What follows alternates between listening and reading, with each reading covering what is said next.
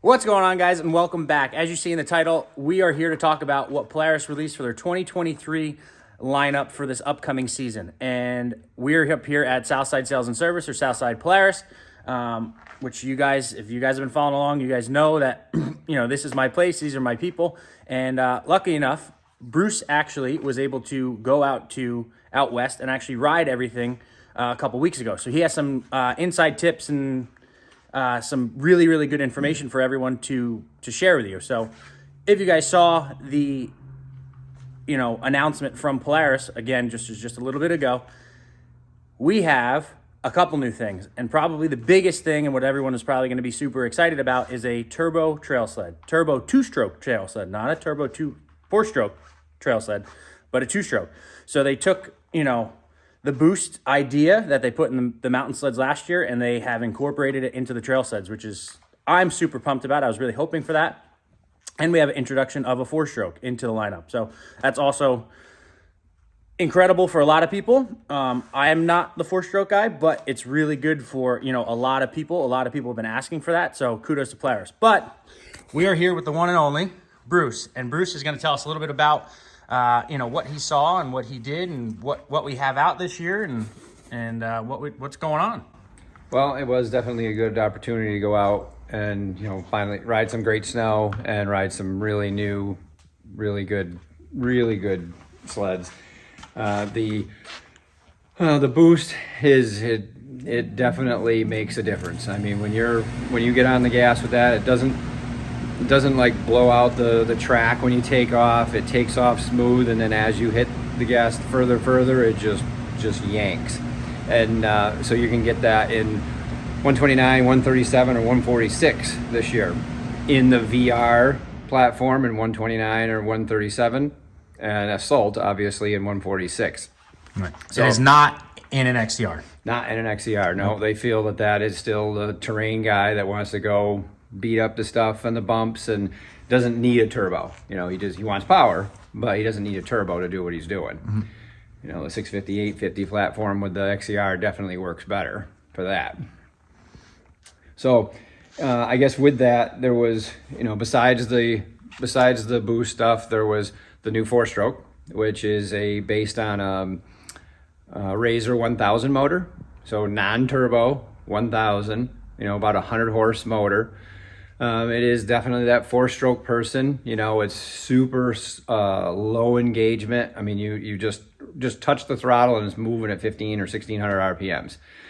Uses the same clutch as the Boost did last year, or when we did the video on the Boost, and that showed that new clutch that has a bearing down inside, a lot like a Razor. So the belt is always super tight. You don't have to adjust your belt. That definitely attributes to the nice clean takeoff with that four-stroke. And obviously it's on the Boost Trail Sled too. So no matter how much yanking you're doing with the thing, the belt's never loose, which would definitely be a problem, because I see plenty of people riding normal snowmobiles and they come in for service and they got even 500 miles on them, and the belts are, they're definitely not paying attention to what I say about, cheap performance and adjusting your belt, right, Jesse? So right.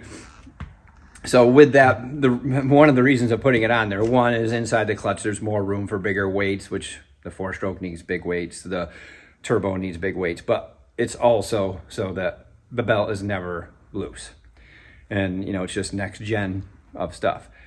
So that four-stroke was like that, just super smooth, not going to yank the arms off you when you're going, but it is just super consistent and just very linear power. And you're when you let off the throttle, a lot of the four strokes that are out there, they kind of do weird stuff when you let off the throttle.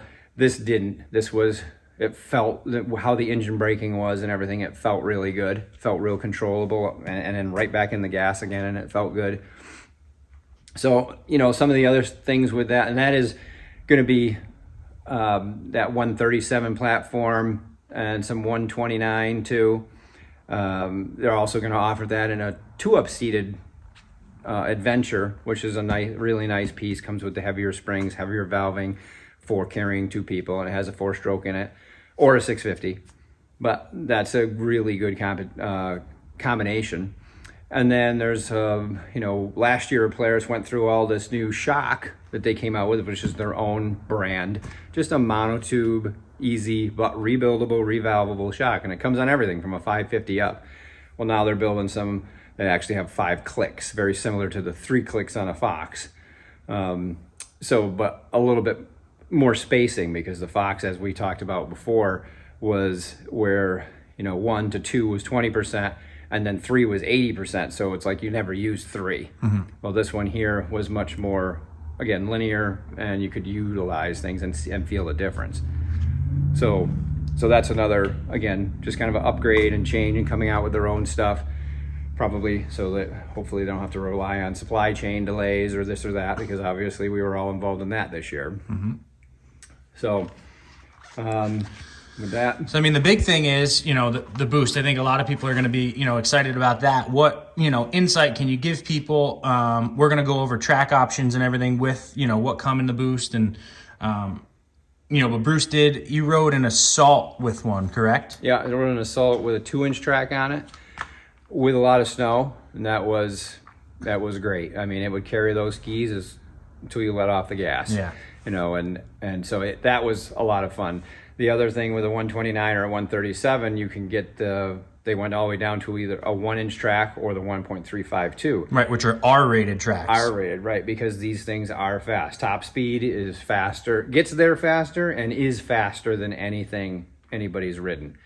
It is, in no time you're doing 100 miles an hour. So now it's a matter of, at that point, they need the more cording in the track and those kinds of things. Right. So the 129 and 136, you can get in a 1-inch, a 1.3 Cobra, and I believe that on a boost. On a boost, yeah. We're just talking about boost now. Yeah, on 129, 137 is 1-inch or 1.352, and on the Assault it's 1.352 R-rated again, mm-hmm. or a 2-inch. 2-inch. Yeah. So the guy that doesn't want to use it for off trail out here. Yeah. So they are R-rated, and Bruce said they're animal. So I think a lot of people are going to be super excited about. I mean, I am. That was something I kind of wanted to almost do this year, to see how it worked and just transplant it. But now we have it right from the factory, so we don't even have to worry about that now. Yeah, because there is a lot going on as far as trying to make one and put it together just from pieces.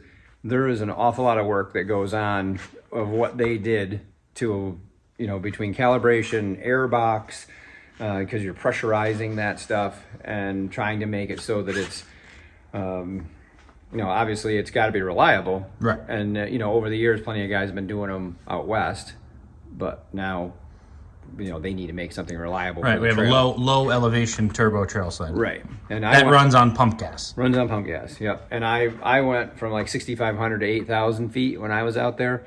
And, 8,000 feet it was no difference. Yeah. And you still had all the power. So it definitely does its job there. Yeah.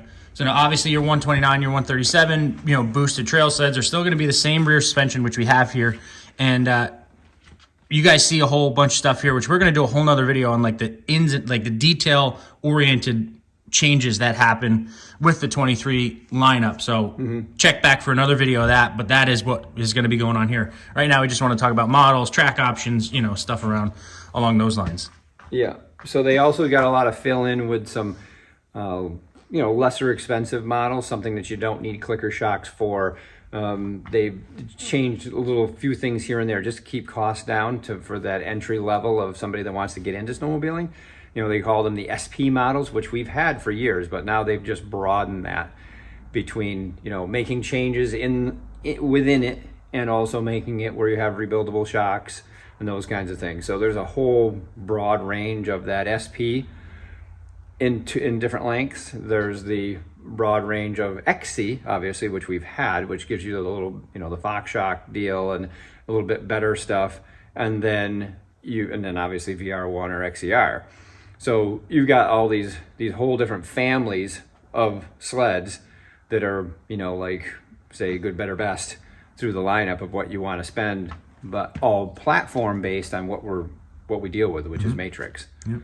So Yep. You know, and then your XCR lineup still going to be 128, 136. Yeah. You know, that's not going to change. Track options, I believe, are. Did we get that on our cheat sheet? Yeah, we did. Yep.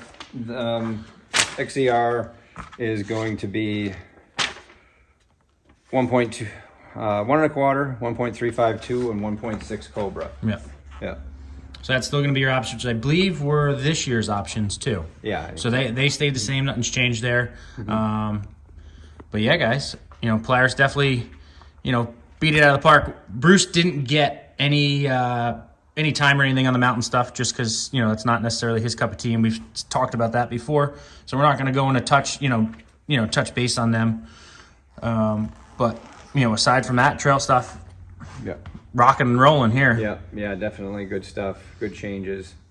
Obviously, super excited about the boost. Excited about the new clutch. No set and belt deflection anymore. Yep. You know, that's gonna be there. That clutch is not coming on naturally aspirated No. models. No, that is just on the boosted stuff Boost and the four four-stroke. Yeah. So obviously that's a direction that they're going. You know, again, the test was on the boost mountain sled, but they're just aligning it for that stuff that is the heart and the most power. Right. And then obviously four-stroke because of that low engagement deal. And, you know, with the torque that those have, they tend to stretch belts out too. So again, and makes it so you ain't got to worry about that.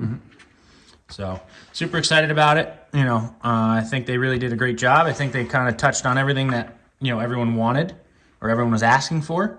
And aside from that, we're going to have another video here shortly. We're going to end this one off and start up another one of details of what kind of, you know, what changed. What did they do?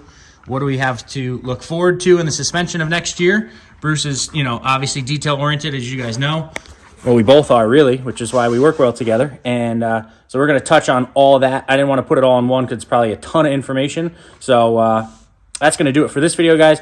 Make sure to like, make sure to subscribe, and we'll see you guys in the next one for more 2023 Polaris Snow Check or Snowmobile lineup just in general. So see you guys soon.